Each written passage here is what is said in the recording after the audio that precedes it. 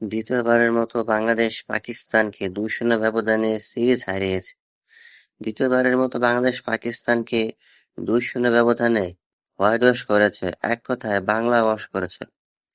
২০২৪ সালে পাকিস্তানের রাওয়ালপিন্ডিতে পাকিস্তানকে ২-০ ব্যবধানে বাংলা ওয়াশ করার পর আবারও ২০২৬ সালে বাংলাদেশে ঘরের মাটিতে পাকিস্তানকে ২-০ ব্যবধানে বাংলা ওয়াশ করেছে।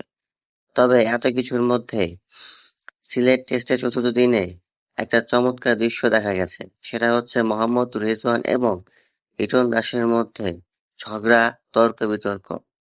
মোহাম্মদ রিজওয়ান চতুর্থ দিনেই খুব বেশি অ্যাক্টিং করছিলেন।